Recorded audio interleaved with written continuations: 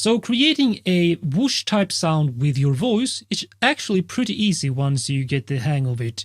You simply use your microphone and your voice and try to make a whoosh type sound. Then you can control the pitch and the curve of how the whoosh changes over time. Like these three different versions here, a short one, a longer one, and an even longer one. Now, one thing I like to do is to make this less voice-like, and that's when you use effects. Well, the first effect I usually add is an EQ and filter, because if you listen here,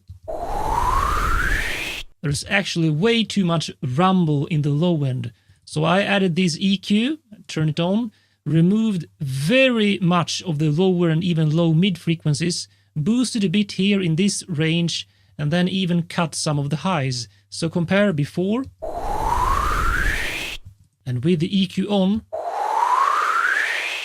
that makes the whoosh way more clear in the mix and also removes some of the voice-like quality which you might not want to use. Because you might not want it apparent that the whoosh type sound effect is made from a vocal, and using heavy filtering and EQing will remove most of the authenticity of the vocals, and in this case it can be your advantage. Now, the next effect I like to use on whoosh type sound effects is a phaser, because that adds even more movement, because it sweeps in the audio file like this compared to. So a phaser will remove even more of the vocal authenticity, which again can be to your advantage.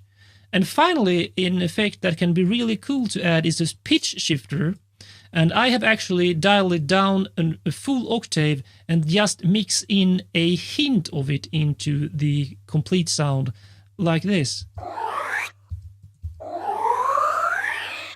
Especially since I removed so much of the low and low mids here, adding this pitch shifter can add a bit more of that low presence. Again, it doesn't have to be a full octave, it can be any type of value, like this. Whatever you want, basically.